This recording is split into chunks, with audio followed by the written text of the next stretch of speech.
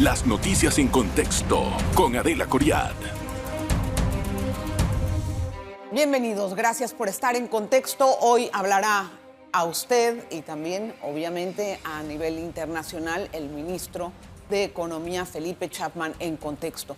La situación económica de un país prácticamente es la columna vertebral que le ayuda a sacar adelante no solamente las finanzas, sino también su relación con los mercados internacionales, las emisiones de deuda, la confianza que puede haber en el país para poder seguir adelante un programa de préstamos y repagos al mismo tiempo de que tenemos que mejorar los ingresos en el país.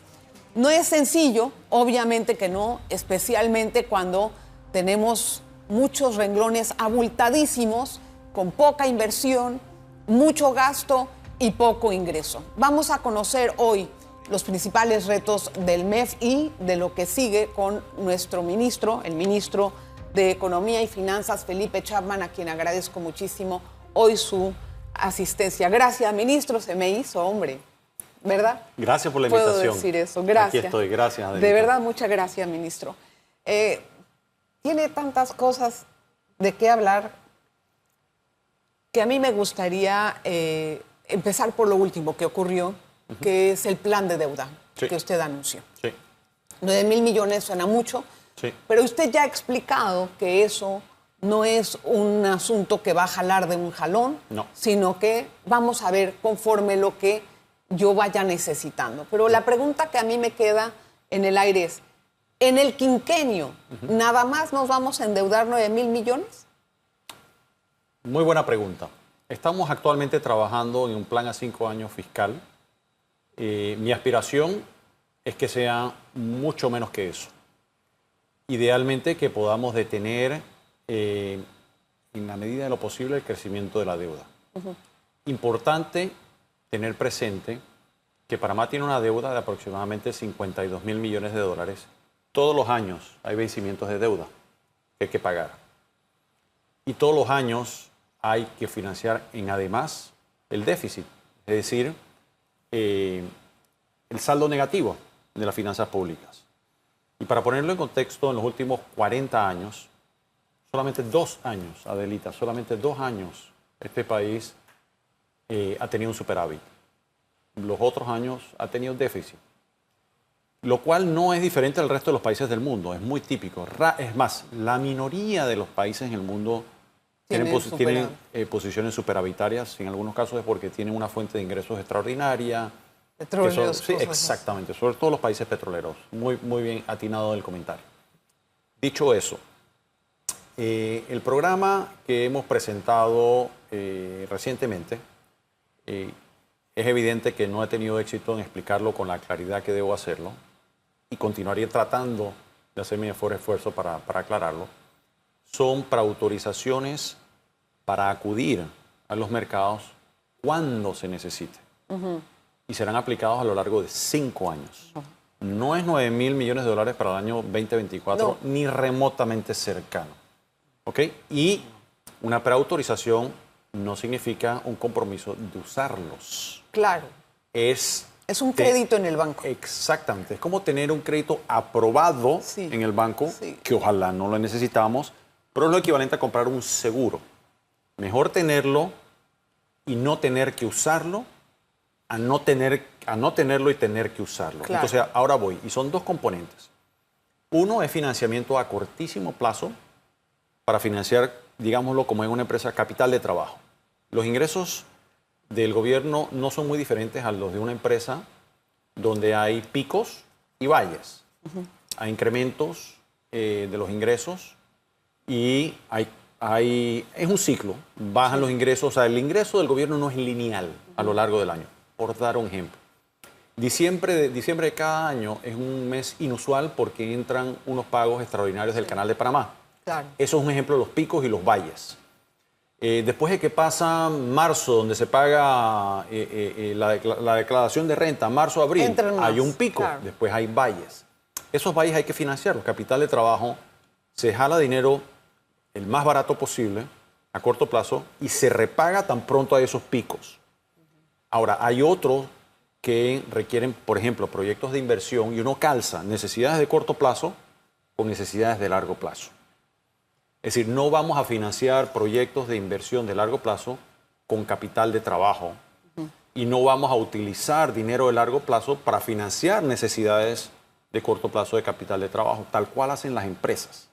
Exactamente el mismo principio financiero. Esas autorizaciones que hemos pedido al Consejo de Gabinete, que nos ha honrado con el voto de confianza, es para tener una preautorización de si lo necesitamos, cuándo lo necesitamos, y voy a dar un ejemplo, y aquí se presentan oportunidades. El lunes, no sé qué tanto estará consciente la ciudadanía, hubo una crisis en los mercados de capitales. Sí, muy grave. La bolsa en Tokio, la bolsa, el Nikkei, la bolsa de valores de Tokio, tuvo la mayor contracción del año de 1987. Las tasas de interés, hay un refugio a puerto seguro, suben los precios de los bonos, bajan las tasas de interés. Si hubiésemos tenido necesidad, que no la tenemos hoy, de acudir a los mercados, hubiera sido una grandiosa oportunidad. Hubiéramos conseguido dinero mucho más barato y el mercado se corrigió en 24 horas. ¡Pum! Se cerró esa ventana. Entonces, estas preautorizaciones te ayudan a aprovechar esos momentos. Exactamente. Bueno, porque eso es lo que estamos viendo los inversionistas. Y esa es la razón. O sea, detrás de esto no hay un capricho, hay una estrategia claramente definida con un entendimiento de cómo funcionan los mercados. Ok, está bien. Vamos a hacer la pausa, ministro. Vamos a regresar con más. Vamos a tratar temas importantes, no solamente la deuda, la economía, también los ingresos. Bueno, ¿de dónde vamos a sacar dinero para poder financiar el gobierno, el presupuesto? Una pausa. En breve regresamos con En Contexto. Gracias por estar en sintonía, ministro.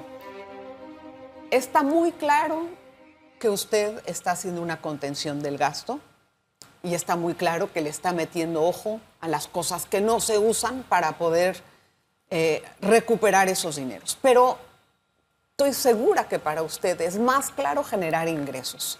¿Cuál va a ser la estrategia de la DGI para poder hacer ese trabajo y aumentar del 11 o del 7% la recaudación a un 15 o a un 14? ¿Cuál va a ser esa? Hay que ajustar los dos. Mejorar los ingresos y controlar los gastos. Para los ingresos también estamos trabajando en una estrategia. Antes de tocar un solo impuesto, vamos a maximizar la eficiencia y la recaudación hasta que el entorno nos los permita, de forma tal, y sentimos que hay un espacio todavía por recorrer y una oportunidad de todavía recaudar más con las reglas vigentes que se tienen. Por ejemplo, todos vivimos el caso de que uno va a una transacción ordinaria y le piden si uno quiere una factura. Ahí tiene un ejemplo clarísimo de una evasión. Bueno, estaba la factura electrónica, Así que es. como que se ha congelado. ¿Qué va a pasar con la factura? ¿La van a impulsar? Totalmente, reactivarlo de forma tal de que eliminemos esos espacios, la evasión. Estamos trabajando en un plan para aumentar los ingresos sin tener en este momento que hacer ningún cambio en el nivel de los tributos. ¿Y a qué porcentaje están planeando aumentar los ingresos? Estamos trabajando en el plan. Ojalá, obviamente la ambición es maximizarlo, que pueda al menos tal vez regresar a cercano a un punto del Producto Interno Bruto. No sé si estamos siendo demasiado optimistas, pero estamos trabajando un plan. Y tienes, por ejemplo, hay ámbitos hoy en día, hay actividades que no están grabadas, que la ley lo contempla y no se han ejecutado, y en el momento oportuno lo vamos a comunicar. Porque si ahorita recaudan el 7%, y el 7% del PIB es lo que usa Meduca, entonces, ¿con qué le queda? Si el canal le da 2.700 millones y los subsidios o su planilla lo supera, ¿qué le queda al gobierno? Muy poco. Entonces, ese plan, ¿cuándo se va a dar a conocer? ¿Y qué expectativas va a haber para poder mejorar la parte de ingresos? Porque yo imagino que a medida de más ingresos, obviamente usted es mi maestro, menos préstamo, ¿no? Antes que finalice el año vamos a dar a conocer un plan fiscal a 5 años que va a incluir eso. Y en efecto, la asignación de los recursos escasos que tiene el gobierno, incluyendo la reducción de gastos, hay un nivel de inflexibilidad por leyes que mencionas, como eso que acabas de mencionar en la Caja de Seguro Social. A eso añade, por ejemplo, leyes especiales de aumentos automáticos de salarios. Y puedo seguir haciendo una lista de restricciones legales que le imponen al Estado panameño o le restan flexibilidad. Y le vienen, lo que lo hace un reto gigantesco. Y le vienen pagos en este quinquenio de proyectos llave en mano. No sé correcto. si eso se ha contemplado, más Por de 9.000 supuesto. millones de dólares. Por supuesto que está contemplado. La respuesta es sí. Profesor, imagínese, ministro, que también es mi profe, ¿no? El presupuesto de 2025, ¿a cuánto puede ascender? Mi aspiración de este ciudadano que está aquí, de este servidor público, que pasó de tener un número contable de clientes en el sector privado, ahora a trabajar a más de 4 millones de ciudadanos. Ese es mi rol. La aspiración de este ciudadano es que el presupuesto sea menor, pero yo no tengo facultad unilateral para hacer eso. Yo tengo que ir al Consejo de Gabinete, contar con la aprobación del Consejo de Gabinete, de ahí presentarme a la Asamblea, contar con la aprobación o rechazo de la Asamblea, que ojalá estemos todos de acuerdo en disminuir el presupuesto del Estado. ¿Pero en cuánto? Lo máximo posible. Pero no tiene una cifra. Todavía ahora mismo no tengo una cifra porque acaban de terminar las vistas fiscales. Sí. Vamos a empezar a revisarlo dentro del ministerio. Yo quiero entender con mayor claridad y tener mayor visibilidad de los usos solicitados para realmente hacer una recomendación responsable del tamaño del presupuesto. 37 millones menos para la Asamblea. ¿Es suficiente, ministro? Sabes que han mencionado toda clase de cifras y cuando yo pregunto hay personas que me dicen 100 menos, 50 menos, 30 y tantos menos. Yo prefiero, y me conocen, yo prefiero ver datos duros y sustentarlos y hacer realmente un análisis cuánto requiere realmente, no solamente la Asamblea, cuánto requiere un ministerio, cuánto requiere una dependencia para operar. Y toca hacer la tarea. Y no inventar números, no usar el olfatómetro y la intuición. Porque es que así que todo el mundo habla de números y cuando pido, bueno, deme el sustento. nadie lo tiene. Nadie lo tiene. Yo creo que tenemos que hacer la tarea. Creo que tienen que revisar las otras planillas que están en el cajón para poderles sustentar. Sin duda, usted va a tener una relación con los diputados de la Comisión de Presupuesto. Sí, y mi ánimo es tener una buena relación. Sí, pero ahí ¿cómo le va a hacer? Porque ahí hay un asunto primero, de política, no de números, pero de política. Sí, por definición, yo soy demócrata y defensor del Estado de Derecho y de la separación de los poderes. El órgano legislativo, por excelencia, es el que tiene la facultad de aprobar o improbar el presupuesto general de la Nación. Mi tarea es colaborar, tener una armónica colaboración con la Asamblea, presentarles mis recomendaciones, sustentar dichas recomendaciones y ojalá convencerles. Pero al final es un órgano independiente que tomará sus decisiones. Voy a hacer una pausa, ministro. Al regresar, que quiero tener un poquito más de espacio para poder hablar también de un tema importante que es la caja de Seguro Social. Sí. Es algo que todas las calificadoras tienen la vista puesta en la caja. ¿Qué va a pasar con eso y cómo vamos a arreglarlo? Y otras cositas más para ustedes. Una pausa. En breve regresamos con En Contexto. Gracias por estar aquí en Contexto. Hoy habla Felipe Chapman, ministro de Economía y Finanzas, a quien también le llamo mi profesor. Bueno, ministro, este gobierno finalmente tiene voluntad de arreglar el problema de la Caja de Seguro Social. Y eso es loable. Eso se opina que es un costo político. No, eso es loable. Y todo el mundo va a tener que poner un sacrificio. ¿Cuánto es el dinero que tiene que meter este año el gobierno para financiar las pensiones de la Caja? ¿Y cuál va a ser el plan si es que usted en algo va a participar del IBM? ¿Tienen algo ya establecido? No, tenemos cálculos internos que no, en este momento no es oportuno revelar, de cuánto es el costo para la sociedad panameña de no hacer nada. ¿Cuánto va a tener que poner? Bueno, ¿cuánto va a tener que poner el gobierno? No, ¿cuánto vamos a tener que poner los contribuyentes? Bueno, claro, sí, porque nuestros impuestos son Así esos. Es. Todo va a depender de la voluntad de todos los ciudadanos. Es decir, si realmente queremos sentarnos a conversar y alcanzar un acuerdo de solución. Parte de la solución es cuánto tienen que poner los contribuyentes para cubrir un faltante que resulte de ese entendimiento.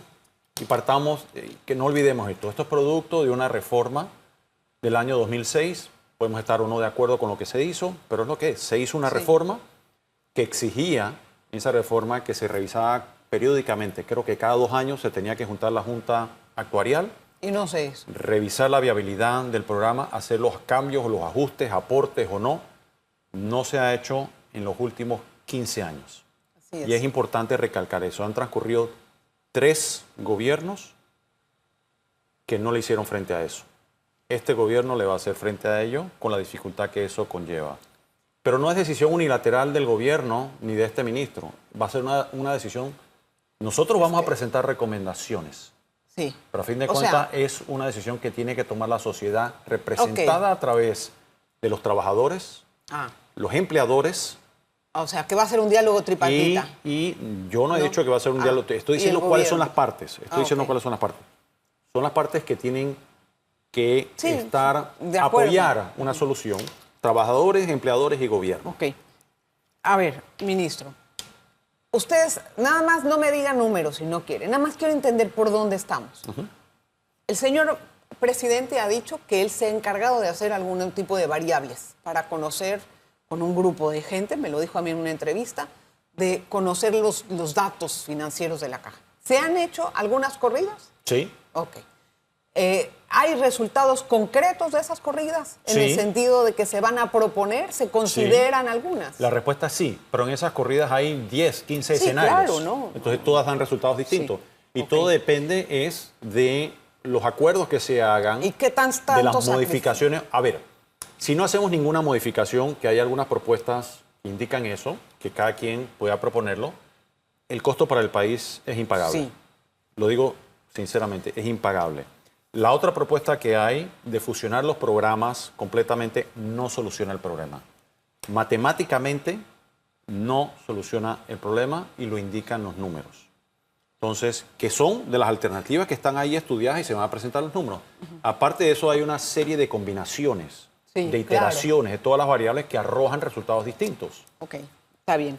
Las calificadoras, ¿qué le han dicho a usted con respecto a este tema, fuera de lo que ya conocemos? Porque ha sido una materia de mirar bien para ver cómo recuperamos también el grado de inversión. Sí. Entonces, ¿qué ha pasado? ¿Qué les preocupa a las calificadoras? Es decir, ya hemos tenido en el Ministerio de Economía y Finanzas conversaciones con las 3 calificadoras, vía Zoom, porque... ¿Todavía no le dan permiso? No, sí, se eliminaron los viáticos, así que no podemos viajar a reunirnos con las calificadoras, lo hicimos por Zoom, hay que resolver. Hemos tenido 3 muy buenas conversaciones, e inclusive les dijimos que es imposible cumplir con la meta del déficit del 2%. Esa era otra pregunta. Y la reacción fue positiva. ¿Y a cuánto va a ser? Cuando reaccionaron, mi pregunta curiosa es, ¿por qué la reacción? Y me dicen, porque mientras nos digan la verdad y sean transparentes, we're fine. Estamos satisfechos. ¿Y hay un plan para ello? Sí. O sea que eso nos gana la credibilidad de las calificadoras. ¿Las calificadoras qué les preocupa? ¿Les preocupan las finanzas públicas? ¿Les preocupa, por supuesto, el programa de beneficio definido de pensiones, la Caja de Seguro Social? ¿Les preocupa la mina? Y les preocupa y siguen varios temas más. Y a cada uno de los temas fuimos atendiendo las inquietudes de cada uno de ellos. Creo yo que quedaron satisfechos con nuestra posición, con las propuestas que estamos pensando, trabajando todavía en borrador, y era un poco apuntando a ver si íbamos en la dirección correcta y iba a recibir buena recepción por parte de los mercados que son quienes nos financian. ¿Y qué tal? Muy buena reacción. Tan buena la reacción que esa conversación con las calificadoras fue la semana pasada, el lunes. En la crisis financiera que te mostré, yo levanté muy temprano, la crisis ocurrió en Asia en la madrugada nuestra. Yo desperté muy temprano viendo eso, muy aprensivo con qué iba a pasar, sobre todo con nuestros bonos, cuando vio el mercado en este hemisferio, y nuestros bonos tuvieron un comportamiento muy resiliente. Sí, estuvieron bien. Muy bien, lo cual a mí me dio una enorme tranquilidad. ¿Nos van a sacar de las listas de la Unión Europea? Sí. La pregunta es ¿cuándo? No sé cuándo. Estamos trabajando en ello y nos han pasado algunas cosas. La Comisión Europea tenía, digamos, un pacto no escrito que en el momento que nosotros saliéramos de la lista del GAFI de blanqueo de capitales, inmediatamente íbamos a salir de la europea. Así lo aprobó el órgano ejecutivo europeo, pero cuando le llegó al Parlamento nos pusieron en una lista con otros países que no les interesa salir de la lista. Sí. Y votaron todo o nada, lo cual nos pareció obviamente injusto. Todo o nada, nos deprobaron y ahora estamos en el cabildeo diplomático, político ante el Parlamento Europeo para que voten a Panamá en unitario. ¿Qué posibilidad hay de que eso ocurra? Yo estoy optimista de que se pueda hacer porque no hay ninguna explicación racional para lo contrario. Y otra cosa, si es que es así, o sea, ¿cuál puede ser la defensa del país? ¿Van a tener allí algún equipo que abogue por nosotros? ¿Cuál es la estrategia? La respuesta es sí. Ahí están nuestros embajadores y es un compromiso que tiene el canciller de la República en hacer las gestiones en el Parlamento europeo, es decir, el cabildeo en el buen sentido de la palabra diplomático para ello y demostrar, uno, que Panamá, si se le mide y si se le analiza unitariamente, hemos cumplido. Ok, otra cosa, ministro, ¿a cuánto es que cree que va a elevarse la ley de responsabilidad fiscal? Porque ya sabe que no la va a cumplir a 2%, entonces, ¿cuánto va a ser el porcentaje? El porcentaje, fíjate que es lo menos importante, curiosamente, porque yo siempre he sido un crítico de cómo está normado esa ley. No con los objetivos, pero sí cómo está normado. Y nos hemos concentrado plenamente, simplemente en el tope del déficit, poniendo de lado temas que yo creo que explican ese tope, como, por ejemplo, el déficit estructural, la ciclicidad de la economía, cuando se desacelera, cuando hay contracciones económicas, tener políticas que sean contracíclicas. Nada de esos conceptos están en esa ley. Nuestra aspiración en el Ministerio de Economía y Finanzas es ir mucho más allá de que solamente un número del déficit, sino tener una arquitectura fiscal que sea sostenible más allá de este gobierno. Entiendo. Que sea perdurable a lo largo del tiempo. Ministro, y en eso encuentran aquí un ciudadano que piensa para el día en que yo no voy a estar allí. Claro, que haya una sostenibilidad el día en el que yo trabajo. no voy a estar allí.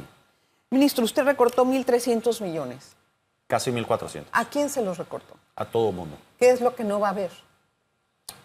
Cada ministerio y cada órgano tiene que tomar esa decisión. Porque si antes tenían 100 y ahora tienen 80, pueden reasignar los recursos, esos 80 que tienen, que nos lleva al otro tema de los traslados. Hoy en día, cualquier ministerio, por ejemplo, todos los ministerios han tenido que ir a la Asamblea Nacional para poder pagar el 13º mes, porque se le quitó esa facultad al Ministerio de Economía y Finanzas.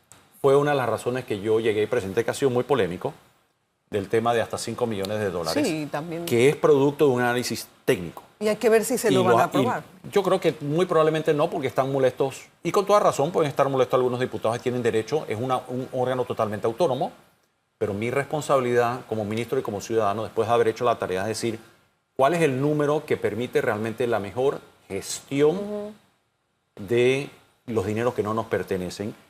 Y eso va de la mano con una reglamentación interna de esas aprobaciones con pesos y contrapesos dentro del ministerio muy duras, para que no nos metan goles. Por eso yo le hablaba antes de la relación con la Asamblea, que cómo iba a ser. Hombre, ¿no? yo voy a presentar lo que yo creo que es correcto. La Asamblea tiene la facultad constitucional de decidir.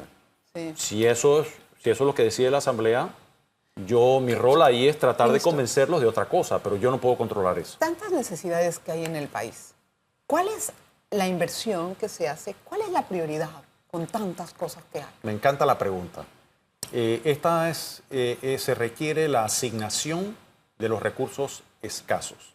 Si usted y yo hacemos una lista de proyectos que requiere el país, probablemente podemos sacar con 100 y no hay dinero para los 100. Exacto. ¿Qué hay que hacer? Priorizar. ¿Pero cuál es? Escoger, allá voy, priorizar. Nosotros estamos desarrollando una metodología donde los proyectos de inversión, que va a haber más de los que se pueden realizar, se escojan en función de cuáles dan mejores beneficios sociales y económicos para el país. Y en función de eso, tomar decisiones no por la intuición, no por la presión política, no por el olfato, idealmente producto de un análisis que demuestre cuáles son los que brindan más beneficios para la sociedad. Qué interesante eso, porque digo yo, con tanta cosa que hay que hacer, ¿cómo vas a decir cuál va primero, cuál va después? Ministro, gracias por estar con nosotros en Contexto. quiero dejarle la puerta abierta, por favor. Quiero que regrese, quiero que esté con nosotros y dé cualquier tipo de mensaje, explicación, dirigirse a todo el mundo. Acuérdate que ese programa es por YouTube y lo ven en Nueva York también. Y aquí yo estoy disponible y lo que yo quiero es que me hagan todas las preguntas que quieran. Gracias, ministro, por su explicación de todo. De verdad, muchas gracias. Gracias. Y gracias a usted por ver este programa. Nos vemos en el próximo.